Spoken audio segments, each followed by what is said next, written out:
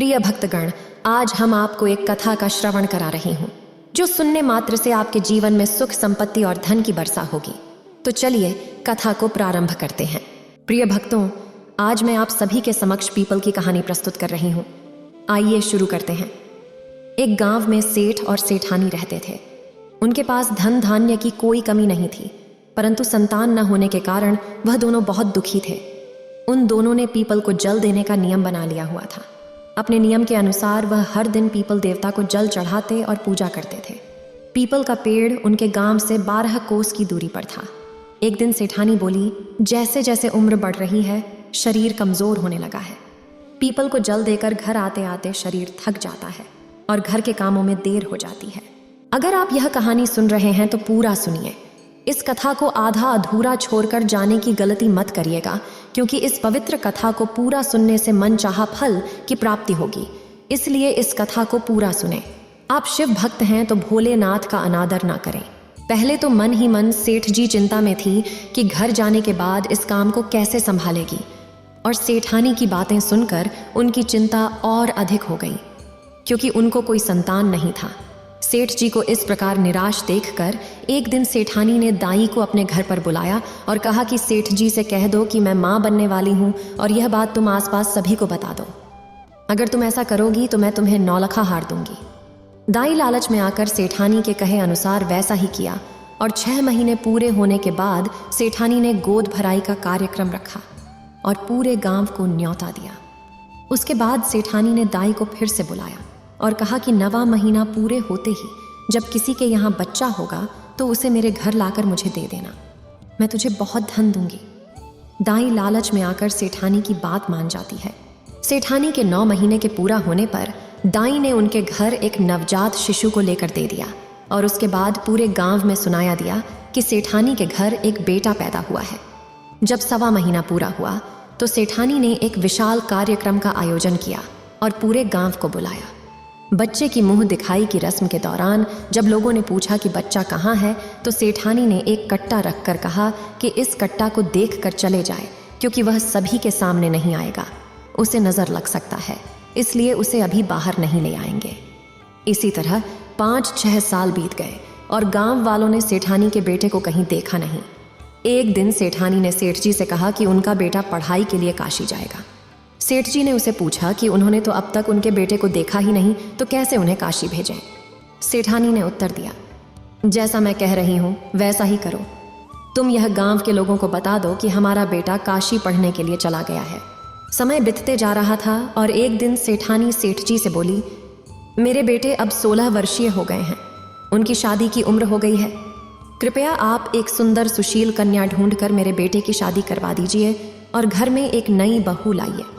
तब सेठ जी बोले, अब बुढ़ापे में मेरे आंख में धूल क्यों झोंक रही हो? जब से मेरा बेटा जन्म लिया है उस समय से आज तक मैंने अपने बेटे को नहीं देखा है, और उसके लिए मैं बहू कहाँ से लाऊं? सेठानी ने कहा, आप एक लड़की ढूंढिए, मेरे बेटे को पसंद करने वाली मिल जाएगी। सेठ जी के पास धन की कोई कमी नहीं थी। पत्नी के आगे मजबूर होकर और सोच विचार करने के बाद वह एक पोटली ले लिया। उस पोटली में साग और आटा डाल दिया। पोटली बंधने से पहले उन्होंने कुछ सोने की मोहरें भी डाल दी और फिर लड़की ढूंढने के लिए निकल पड़े। चलते चलते वे वहां 5 छोटी सी लड़कियां खेल रही थीं। सेठ जी उनका खेल देखने के लिए वहीं पर बैठ गए। जब वह लड़कियां खेल खत्म करने लगीं तो सभी ने अपने बनाए हुए मिट्टी के घर तोड़ने शुरू किए, परंतु एक लड़की ने अपना बनाया हुआ घर नहीं तोड़ा। तब बाकी लड़कियों ने उससे पूछा, तूने इसे क्यों नहीं तोड़ा? तब लड़की ने कहा, मैं अपना बनाया हुआ घर कभी नहीं तोड़ूंगी। फिर वह सभी अपने घर चली गई। सेठ जी उस लड़की का पीछा करते हुए उसके घर पहुंच गए। फिर उनके माता पिता से बोले, मैं पास के गांव का सेठ हूं, मुझे रात में विश्राम करना है। लड़की के माता पिता बड़े ही सीधे साधे स्वभाव के थे। उन्होंने कहा, रुक जाओ और खाना खा लो।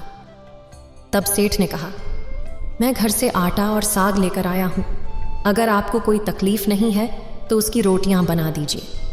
तब लड़की की मां ने कहा, मुझे इस चीज से कोई तकलीफ नहीं है, मैं यह काम कर देती हूँ। ऐसा कहकर उसने सेठ जी के हाथ से एक पोटली ले ली। जब वह आटा छानने लगी तो उसमें से सोने की मोहरें निकली। लड़की की मां मोहरों को एकत्र करके सेठ जी के पास गई। तब सेठ जी ने कहा, मुझे नहीं पता कि यह किसकी मोहरे है, तुम इसे अपने पास रख लो, नहीं तो अपनी बेटी को दे देना।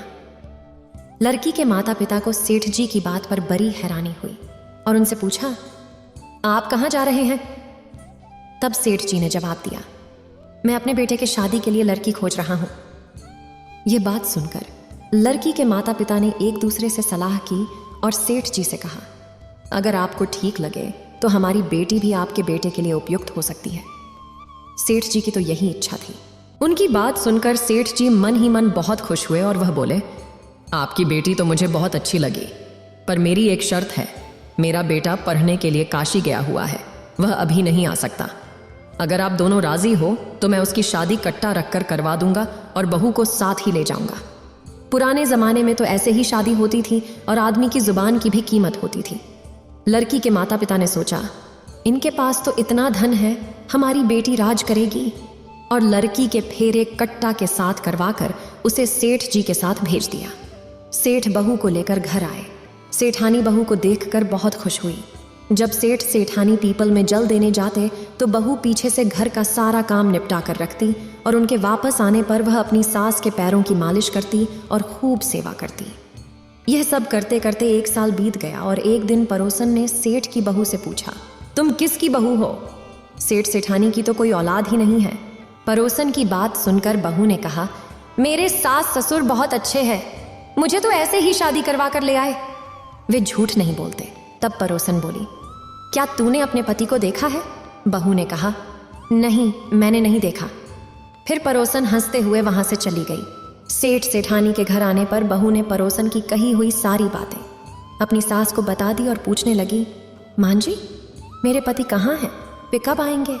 सास ने उसे कहा, तुम्हारे पति जल्दी आएंगे और उन्होंने मुझे पड़ोसियों के साथ बात करने से मना कर दिया। अगले दिन पीपल में जल देने जाते समय सेठानी ने सोचा कि मैं इसे 7 कमरों की चाबियां दे देती हूँ, इससे इसका मन लगा रहेगा और पड़ोसियों के साथ बात करने की फुर्सत भी नहीं होगी। सेठानी ने बहू को 7 कमरों की चाबियां दी।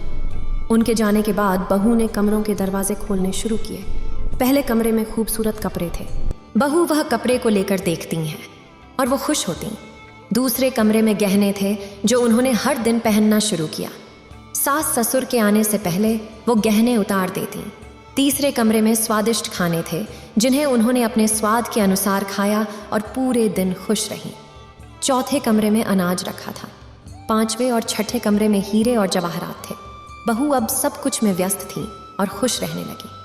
कुछ दिनों बाद उसकी दिलचस्पी बढ़ गई और वह 7वें कमरे का दरवाज़ा खोली। वहाँ एक पीपल का पेड़ और एक मंदिर था। बहू उस कमरे में बैठ गई और थोड़ी देर बाद पेड़ से एक सुंदर लड़का आया। बहू ने पूछा, तुम कौन हो? लड़का बोला, मैं तुम्हारा पति हूँ। तब बहू ने पूछा, आप तो काशी पढ़ने गए थे, फिर यहाँ इस कमरे में कैसे आ गए? तब लड़के ने कहा, बस अभी आया हूँ, पर तुम माँ को मत बताना। बहू ने आज तक अपने पति को नहीं देखा था, इसलिए वह उस सुंदर से लड़के को अपना पति मानकर उसके साथ बातचीत करने लगी और हंसी ठिठोली करने लग गई। अब तो बहू हर रोज सास ससुर के पीपल में जल देने जाते ही 7वें कमरे में आ जाती और अपने पति के साथ समय बिताती। थोड़े समय बाद वह गर्भवती हो गई। तब सेठ जी सेठानी को भला बुरा कहने लगे, अब मैं लोगों को क्या मुंह दिखाऊंगा, मेरा तो बुढ़ापा ही खराब हो गया है। तब सेठानी ने बड़े प्यार से अपनी बहू से पूछा, बहू यह किसका बच्चा है? तब बहू बोली, आपके बेटे का है, वह काशी से आ चुके हैं और 7वें कमरे में रहते हैं। आप दोनों के जाने के बाद हम दोनों उसी कमरे में रहते हैं और बातें करने लगते हैं। तब सास ने कहा, बेटी तुमने आज तक मुझे क्यों नहीं बताया? तब बहू ने जवाब दिया, आपके बेटे ने कहा था कि मुझे कुछ नहीं बताने के लिए माँ को। तब सास ने अपनी बहू से कहा, कल जब तुम उससे मिलोगी तो उससे कहना कि तुम्हें 7वीं की चूड़ी पहनाने के लिए बाहर आना ही होगा। बहू ने अगले दिन उस लड़के को इस सारी बातों को बता दिया। फिर लड़का ने कहा, माँ से कहना कि मैं ज़रूर आऊँगा। अब सास और बहू दोनों चिंता मुक्त हो गए। 7वीं की चूड़ी पहनाने का समय तय किया गया और पूरे गांव को आमंत्रित किया गया। जब पूरा गांव वहां पहुंचा तो बहू को वहां बुलाया गया और थोड़ी देर में यह चर्चा शुरू हो गई कि उनके बेटे कहाँ से आएगा, रहेगा तो ना आएगा। तभी वहां एक सुंदर 17-18 साल का युवक पहुंचा और बहू के पास आकर बैठ गया। गांव के सभी लोग उस छोटे लड़के को देखकर हैरान हो गए और बोले, वाह, यह लड़का तो बहुत ही खूबसूरत है। इस वजह से सेठानी ने उसे छुपा कर रखा था। कार्यक्रम समाप्त होने के बाद लड़का वहीं पर वापस जाने लगा। तब बहू ने पूछा, तुम कहाँ जा रहे हो? लड़का ने कहा, मुझे जाना है। जैसे ही वह 7वें कमरे में पहुंचा, बहू उसके पीछे आई। वह पीपल के पास जाकर सांप की कैंचुली पहन ली। बहू ने उस कैंचुली में आग लगा दी। आग लगने से लड़के के शरीर में जलन होने लगी। बहू ने उस पर दूध डालकर उसकी जलन को बुझा दिया। फिर वह लड़का, बहू और सेठ सेठानी साथ में रहने लगे। इस तरह उस लड़की के भाग्य से सेठ सेठानी को अपना बेटा मिल गया। हे पीपल देवता, जैसे सेठ सेठानी और बहू पर अपनी कृपा की और उनके दुखों को दूर किया, उसी तरह सब पर अपनी कृपा बनाए रखना। जय पीपल देवता। क्या इस कहानी को सुनने वालों का भला और सुनाने वालों का भी भला हो। इस वीडियो को बोलते समय कोई त्रुटि हो तो मैं क्षमा चाहती हूँ। उम्मीद है आप सभी को ये वीडियो अच्छी लगी होगी। अगर आप शिव के सच्चे भक्त हैं तो चैनल को सब्सक्राइब और वीडियो को लाइक करके कमेंट में हर हर महादेव लिख दीजिए।